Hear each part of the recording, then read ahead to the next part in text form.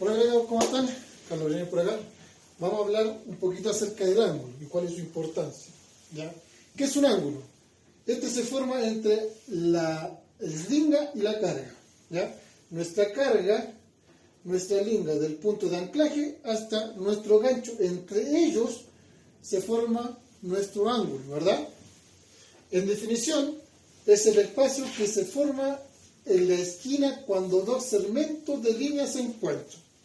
Nuestra carga, ¿cierto?, horizontal, y nuestra diagonal, que es desde la toma hasta el gancho, y entre ellos se forma el ángulo. ¿Por qué debemos medir este ángulo? Cuando el ángulo de la eslinga vertical de 90 grados, ¿cierto?, y esta se reduce, la tensión aumenta exponencialmente. Esto significa que nuestra eslinga está casi horizontal, generando mayor tensión que puede ser o puede romper e incluso su capacidad nominal adecuada. Es decir, que si nuestra eslinga está a 90 grados, ¿cierto?, y a medida que su ángulo de elevación se va reduciendo, nuestra tensión va aumentando. Aunque la eslinga tenga para levantar 3000, la eslinga va a menos ángulos, va reduciendo su capacidad. ¿Ya? Para que lo tengamos claro, que es súper importante eso. ¿Qué pasa con la capacidad de la maniobra ISA? Dice, la pérdida de la capacidad de la eslinga se disminuye a medida que el ángulo de elevación se acerca a la horizontal. El mismo ejemplo, tenemos un ángulo de 90, ¿cierto? Y a medida que su ángulo de elevación se va reduciendo, su capacidad de la eslinga se va también reduciendo. Es decir, que si una eslinga levanta 1000 y yo llego al ángulo 30, es decir, que su capacidad baja al 50% automáticamente. ¿Ya? Y eso puede provocar una ruptura o un accidente. Ojo ahí, siempre tener atento y cuidado con los ángulos. ¿Ya? En este caso, el ángulo que ocupamos nosotros es un ángulo obtuso, y este ángulo se representa una de las peores situaciones en el término de capacidad de la eslinga. Ojo ahí, porque el mal cálculo del ángulo, mal cálculo del peso y mal cálculo de nuestro centro de gravedad, lo que puede ser que una sola eslinga soporte la mayor parte de nuestro peso, provocando desde desestabilización, caída o ruptura de ella misma. Ojo, y siempre hay que estar atento a eso, siempre son los datos súper importantes. ¿Ya? ¿Qué se recomienda? O se prefiere en este caso que en nuestro ángulo trabajemos con un ángulo de 60 a 45, porque reduce la tensión de la eslinga, haciendo el lizaje más seguro, una mejor distribución de la fuerza y menor esfuerzo a la eslinga. ¿Ya? Siempre buscamos ese ángulo entre 60 y 45 por lo mismo, porque tenemos un poquito mayor de capacidad y tenemos que la eslinga tiene menos fuerza de tensión. ¿Ya? Ángulo mínimo permitido es de 30 grados. No se recomienda debido al riesgo de ruptura de la eslinga y potenciar ocurrencia de accidente. Siempre nos piden como rigor a nosotros que jamás pasemos el ángulo de 30 o lo menor posible llegar al ángulo 30 por la tensión que provoca y los accidentes que pueden producir. Ya sabiendo que nosotros como rigor la carga, aunque sea mínima, podemos provocar una fatal. ¿Ya?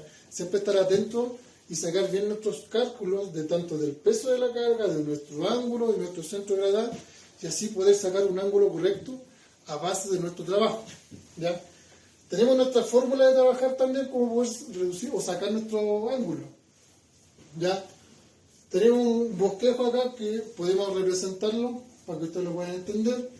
En la primera yo digo que mi cateto adyacente, que es igual a mi radio, mi hipotenusa, que es igual a mi largo de maniobra, y mi cateto opuesto, que es igual a mi altura de trabajo. Para yo sacar este ángulo alfa, yo digo que coseno a la menos 1 es igual a que mi cateto adyacente, que sería mi radio, dividido por mi hipotenusa, que es mi largo de maniobra, eso me da igual a 60 grados. ¿Ya? ¿Cómo yo saqué mi cateto opuesto para poder seguir trabajando con mi otra fórmula? Yo digo que mi cateto adyacente, mi radio, por la tangente de 60.